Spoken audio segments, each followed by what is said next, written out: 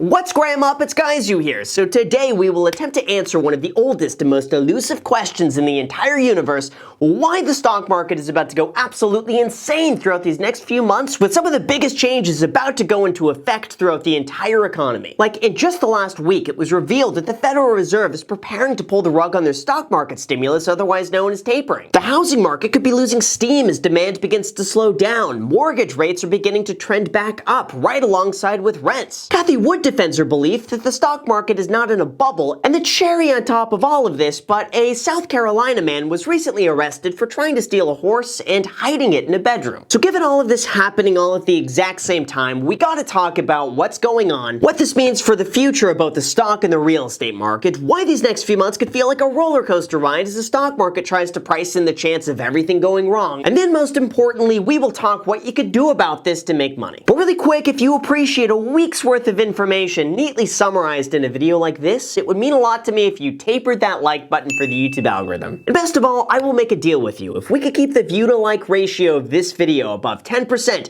I will intro one of my next videos with whatever the top comment of this video says. Alright, so first, let's talk about the biggest boogeyman for not only the stock market, but also the entire economy, and that would be the Federal Reserve tapering. Now, for those unaware, back in March of 2020, when the stock market was plummeting into the abyss of the red, the Federal Reserve stepped in and lowered their benchmark interest rates all the way down to 0%. But here's the thing, the Federal Reserve doesn't just have the right to say, "Alright guys, today the rates are gonna be, 0%. It's free. Come and get your free money. Come on, come on. Just go and get it." Instead, though, they can manipulate interest rates by doing something called quantitative easing. See, interest rates are not decided by one single person, but instead the market value of long-term treasuries, which is dictated by the forces of supply and demand. Anytime there's not a lot of demand to go and buy treasuries, then yields go up to entice people to buy them. And when that happens, then interest rates increase. That impacts everything from how much you pay on a mortgage to the interest rate in a savings account, or how cheap companies could go and borrow money. So follow along with me here, but if the Federal Reserve wants those interest rates to go down, they can make a deal with the Treasury to say, "We're just going to go ahead and buy all of those treasuries. That's going to go ahead and increase demand and lower the yield. And when those interest rates go down, then the interest rates of everything else will go down alongside with it."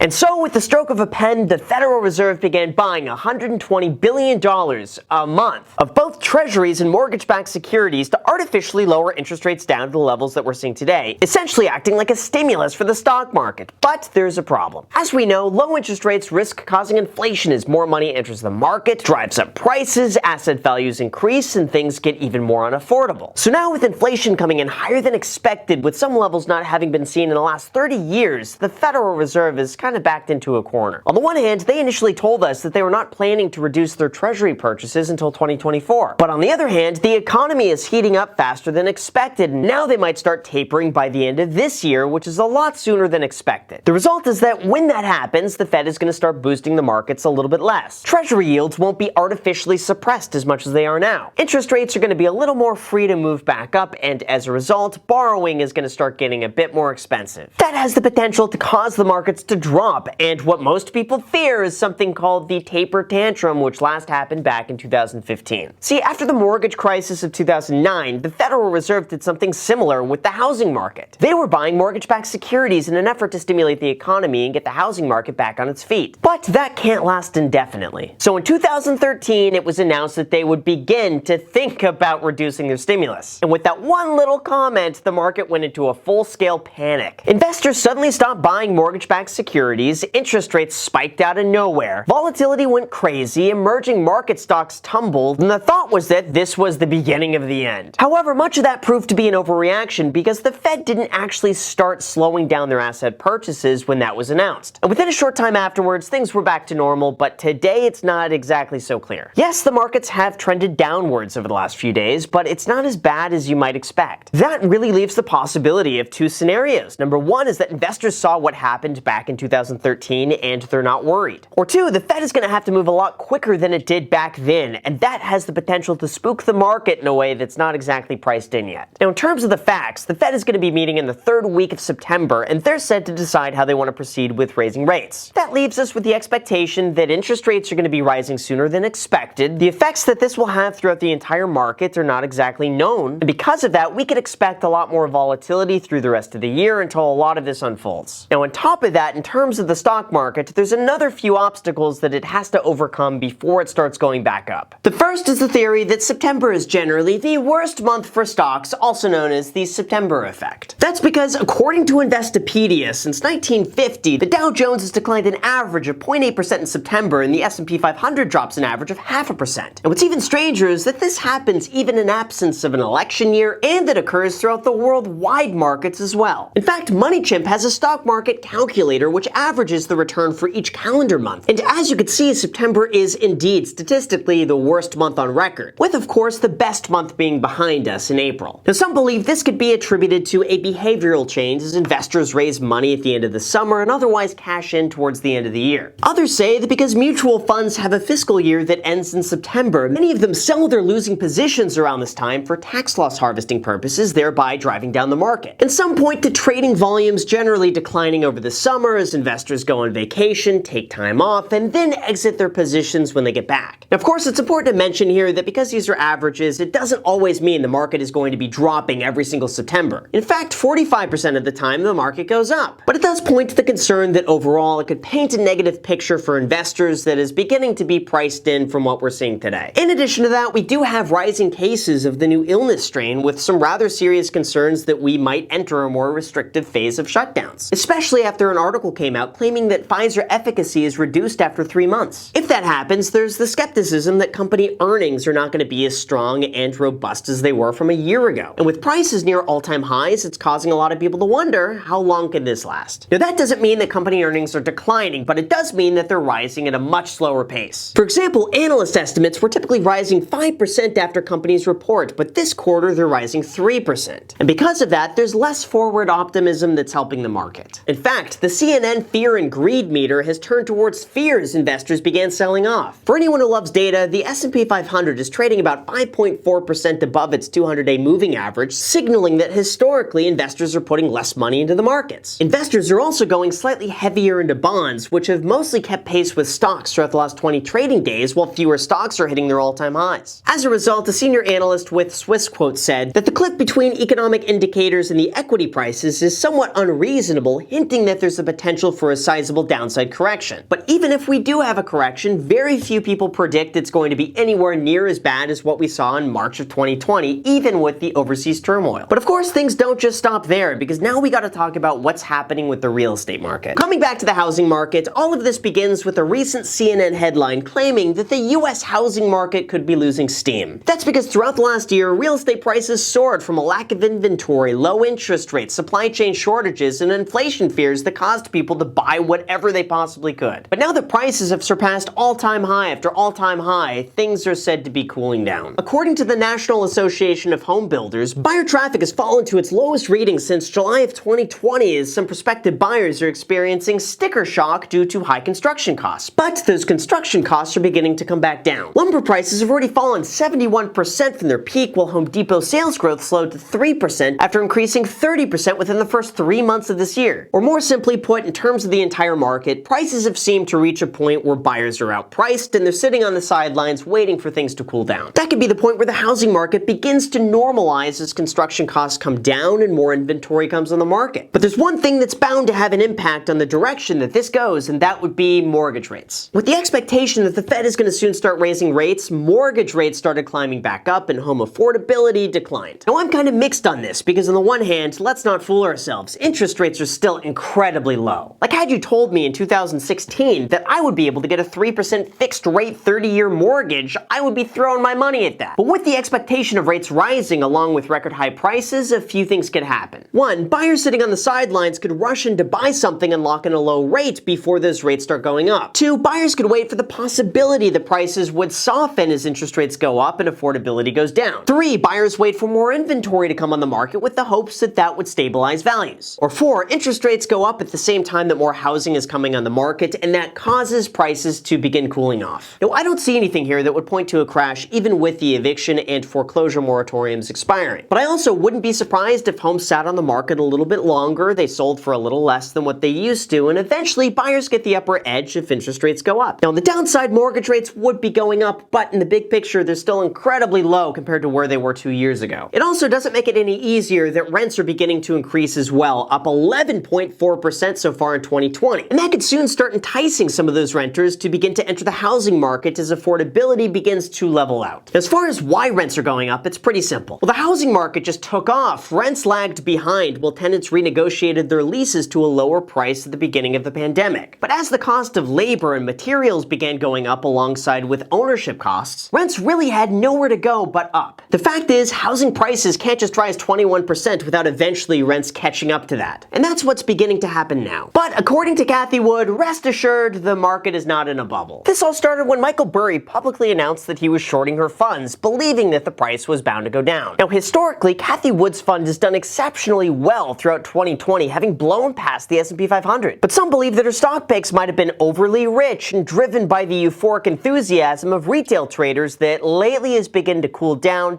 about 26% from February. As a result, Michael Burry believes it'll go down even further, so he shorted it, and Cathie Wood was quick to respond. She believes that Michael Burry doesn't understand the innovation space, which is a really polite way of saying he's wrong. But in Michael Burry's defense, he did short Tesla at the perfect time, right as they reached their peak in December of 2020. And in terms of this ARK short position, it's yet to be seen how long he's going to be holding on to it, or if this is just a really easy way to get a whole bunch of free mainstream publicity. Now, another thing to also consider is that Scion Asset Management has a portfolio value of over $2 billion, and his short position is limited to, as of right now, $31 million worth of puts. Now, that might sound like a lot of money, but once you realize that's only 1.5% of his entire portfolio, it's really a small piece that brings him just as much in free marketing, even if he's wrong. He could also sell out of these rather quickly, so he could be right for a very short period of time before cashing out with a profit. Now, going back to the overall market here, but as far as why Cathie Wood believes that we're not in a bubble, she says it's because too many people are skeptical that it is a bubble. In fact, she says in the late 90s, her strategies would have been cheered on. You remember the leapfrogging of analysts making estimates one higher than the other, price targets one higher than the other. We have nothing like that right now. In fact, you see a lot of IPOs coming out and falling to earth. We couldn't be further away from a bubble. In addition to that, the worse news that comes out, the more appropriately stocks are priced, and that gives her better deals to buy. So in that sense, if enough people believe we're in a bubble, they'll behave under the conditions that will cause it most likely not to be in a bubble. So all in all, there's a lot going on with the market right now, with a dozen moving pieces that are impossible to predict. Even though generally, yes, September has been the worst month for stocks, there are indeed years where the month performs quite well. So it's up to us to stay the course, understand what's going on, prepare for a lot more volatility through the rest of the year, and understand that everything happening in the market right now is normal and it's nothing to worry about. For myself, I've continued buying this week, and I've just seen this as a good opportunity to invest at slightly lower prices, and that's it. But before we wrap this up, here's the news you actually came for about a South Carolina man who was arrested for trying to hide a horse in a bedroom. Apparently, this all started when the police received a call about a man riding a horse down the road. The complainant later told deputies that the suspect was her nephew and they had issues with him in the past stealing things. So when she saw him riding down the road on a horse and knowing that his family didn't have a horse, she called the police. The horse named Jubilee is otherwise fine, and the suspect had prior charges, including throwing a mandolin into a longtime neighbor's pasture. So the moral of the story here is don't steal and always smash the like button for the YouTube algorithm. So with that said, you guys, thank you so much for watching. I really appreciate it. As always, make sure to subscribe and hit the notification bell. Also, feel free to add me on Instagram. I post pretty much daily, so if you want to be a part of it there, feel free to add me there as my second channel, The Graham Stephan Show. I'm posting there